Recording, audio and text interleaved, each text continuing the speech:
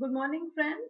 Moving ahead, today we shall discuss non-benzenoid aromatic compounds. So, let's get started with it.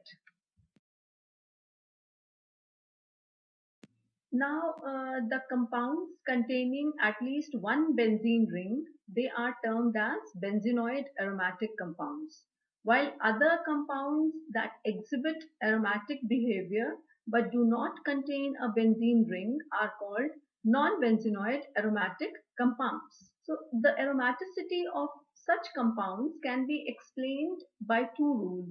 That is, for monocyclic systems, there is Huckel's rule, and for bicyclic and polycyclic system, there is Craig's rule. Huckel's rule, that is the 4n plus 2 rule.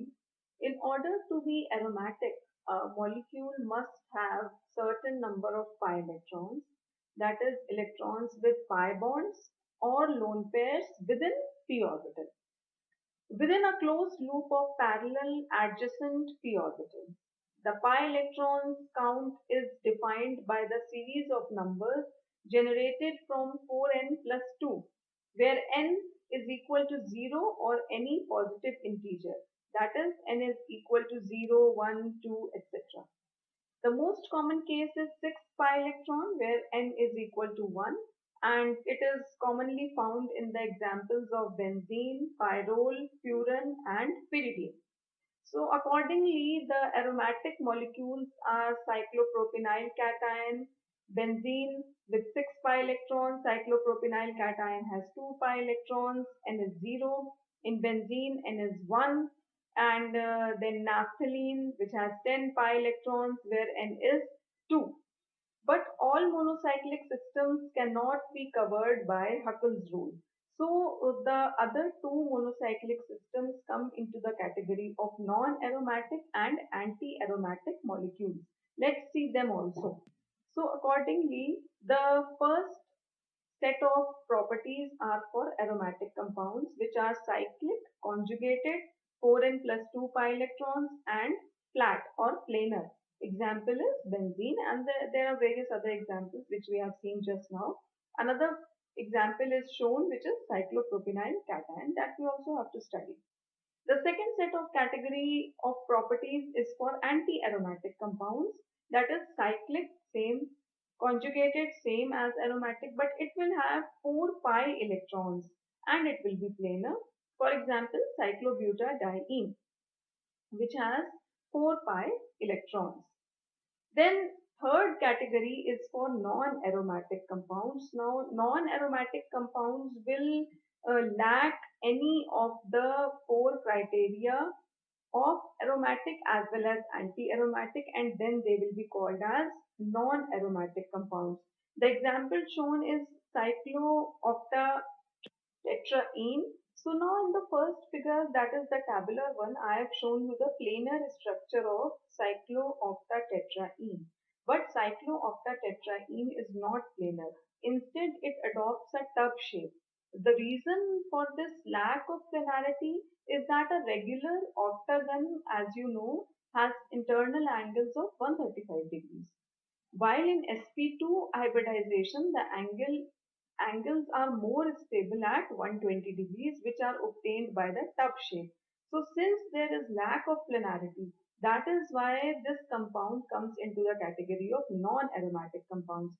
Now, Huckel's rule is 4n plus 2 pi electrons, but the compounds which we will be studying in this category further in this unit will pertain to all the three categories, that is your aromatic, anti-aromatic as well as non-aromatic. That is why it has been discussed here. Friends, let's start studying the Craig's rule. So Craig's rule helps in understanding the stability of bicyclic and polycyclic hydrocarbons. So Craig's rule first of all says that we have to search for a C2 axis which passes through the wall of fusion. Now C2 axis, you can very well see that I have in some hand diagrams or in the black colored diagrams, which are all the three diagrams which are shown in figure 1. I have drawn with red colors, or there is with dotted lines the C2 axis being drawn. All the four diagrams have the C2 axis. Then the C2 axis, if the wall of fusion does not give a symmetrical distribution of the compound, then C2 axis is drawn differently. You can see it in the last figure.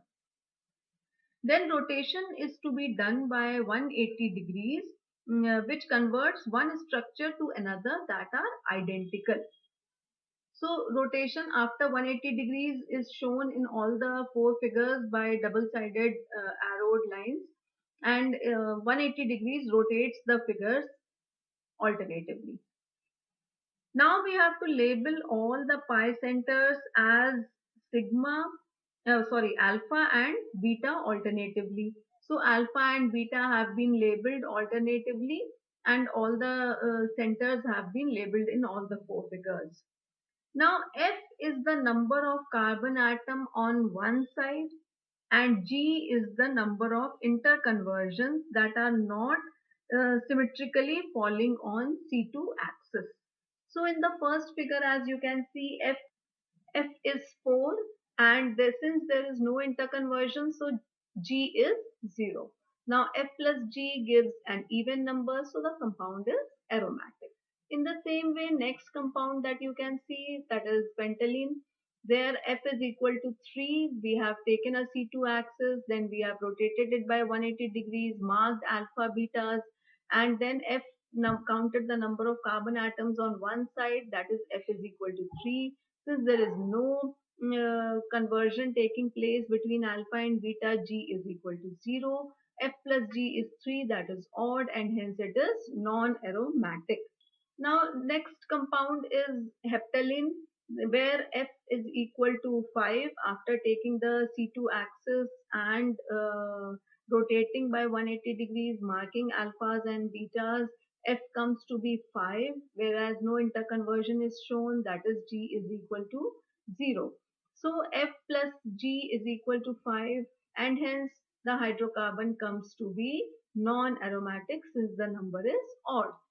For azulene, that is the last figure, we will mark a C2 axis which facilitates rotation, and that is along the line of symmetry, facilitating rotation across the C2 axis, then rotating it by 180 degrees, marking alphas and betas, counting carbon on one side of the C2 axis, that comes F comes to be 4, whereas no rotation is shown, G comes to be 0. Now since F plus G is an even number, hence the hydrocarbon is expected to be aromatic. Azulene is expected to be aromatic. So these were the traditional Craig's rules points.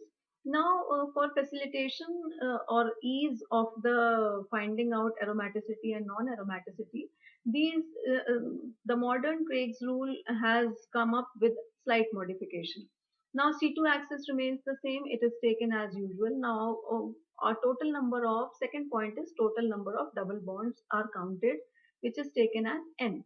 Now if n is equal to 1, that is even, the compound comes to be aromatic, whereas if n minus 1 comes to be even, compound is aromatic, whereas if n minus 1 comes to be odd, compound is non-aromatic.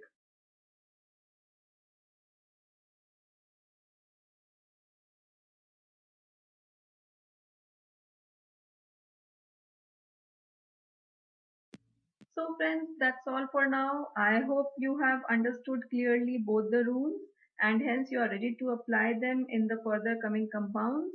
See you in my next video. Thank you for watching. Bye bye all.